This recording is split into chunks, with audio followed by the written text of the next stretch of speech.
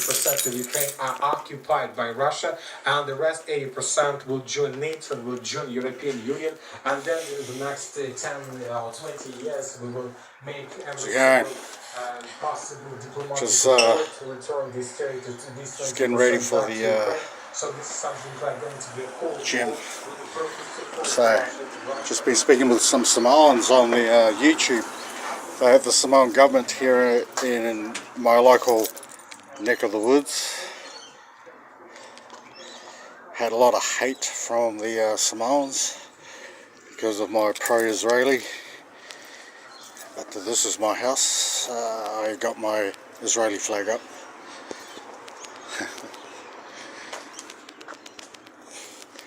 I've been attacked 3 times in my house,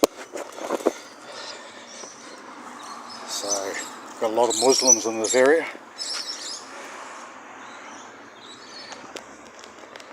And some of them are Samoans, not me though. Back in the gym.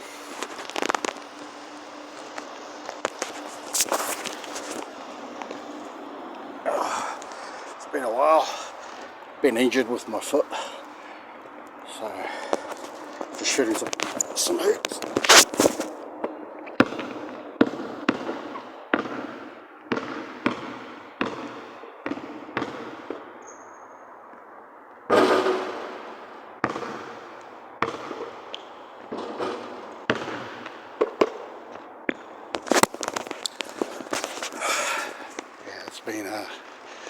Been a while, eh? Been trapped at home for about a month, or over a month actually. Can't do anything when you have a fractured toe, so it's been annoying. So, in the meantime, I'll be watching that events over in Israel and the United Arab attack on Israel, annoying the heck out of me. Affects us, even Samoans and other Polynesians and all over the world. Affects us all. And Iran is suspected to have detonated their first nuclear device, which changes the whole ball game, because Israel is no longer the only nuclear power in the Middle East. Israel's Jericho missile could arm itself with a nuclear device. Now the Iranians have a nuclear device, so it changes everything. In the meantime, Israel is bombing them, trying to take out those nuclear facilities within Iran. They're doing it right now. Israeli Dolphin submarines are in the Persian Gulf and considering launching some of their Jericho missiles into Iran.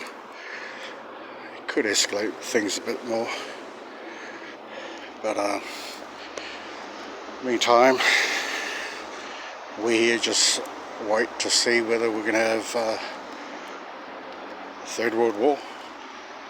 Russia's clearing out the Donbass region from the Ukrainian Nazis, so that's still a work in progress. In the meantime, we sit back and we see everything play out. Anyway, we just have the Samoan government here. Quite a few Palestinian supporters amongst them. I had a few arguments with them. The Samoan government was at the Beenleigh area just recently, just yesterday. I did not attend because I was injured. Not that I would be invited anyway. There's too much hostilities amongst the Samoans, so I don't have any affinity or any links with the Samoan government, apart from the fact that I've got relatives within the government, even ministerial positions. My cousin's there, but too out of sight, out of mind, too far and in between, as it were. So I don't particularly care about the Samoan politics, apart from the fact that it may affect South Pacific regional development and economic and political strategic importance, particularly with the ascent of the BRICS member nations. During the CHOGM meeting to be held in Apia Park,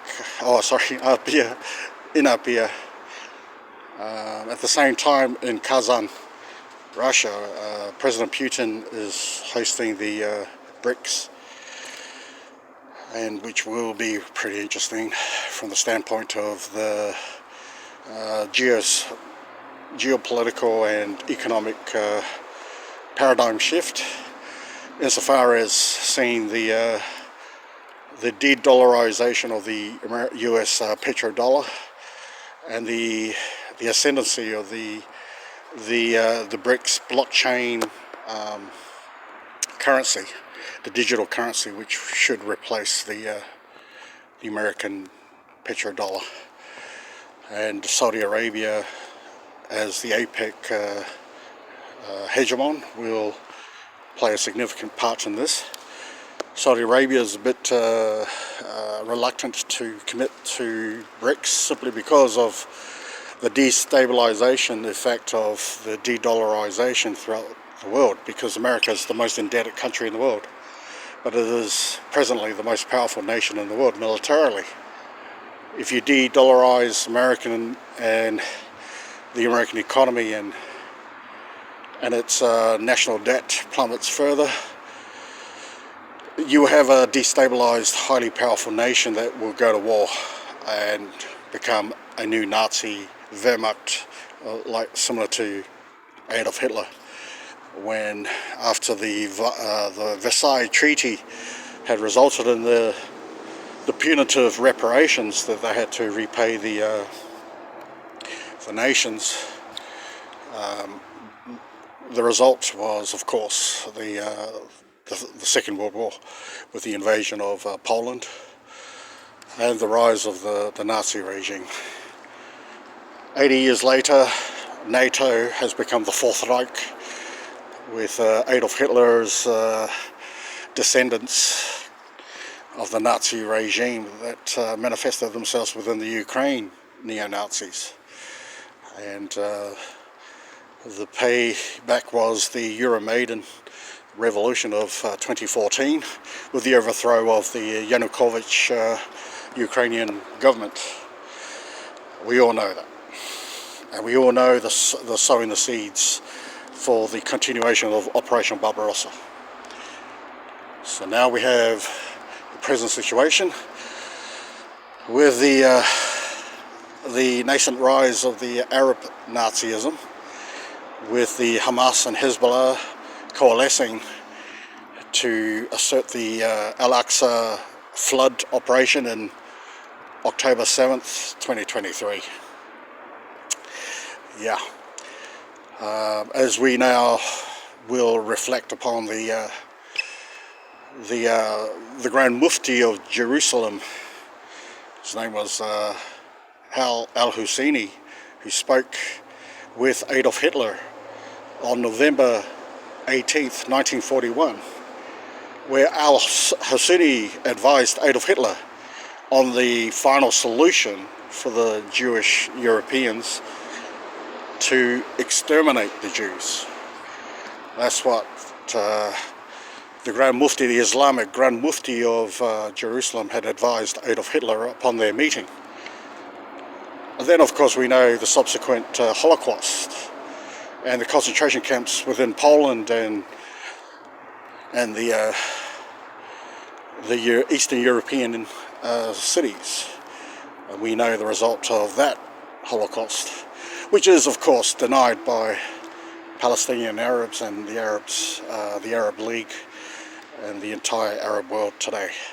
And of course they will gaslight the Arab Nazism and the subsequent takeover of Palestine, since the Jewish diaspora, after the fall of Jerusalem in 97 AD, Jerusalem and Judea was renamed by the Romans to Palestine in 135 AD by Emperor Hadrian after the defeat of the revolting Jews and the subsequent diaspora of the Jews would see them displaced and scattered throughout the four corners of the earth for close to 2,000 years until the Holocaust and the return of the Zionists in 1947 and the UN Resolution 181,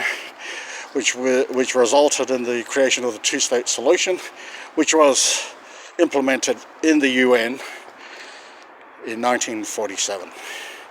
And right from the get-go, Resolution 181 was rejected by the Palestinian Arabs, and subsequently in 1948 there was the initial Palestinian-Israeli war. They've been fighting the Israelis since 1947. So this Al-Aqsa flood operation has been ongoing since 1947. So nothing has changed. What's the resolution? Well, you got the nascent rise, or not even nascent, I mean it's been around since 1941 with the Grand Mufti of Jerusalem. So in the meantime, we continue with a charade of dialogue within the United Nations Security Council and the tit-for-tat missile salvos between Iran and Israel, but we're left in a Mexican standoff, as it were. But the ping-pong missile strikes will continue until somebody decides that they've run out of weapons. Anyway, in the meantime, I'm just recovering. I've had my rehabilitation and I'm shooting a bit of basketball. And that's my 2 cents worth for the day. Right, posting this now.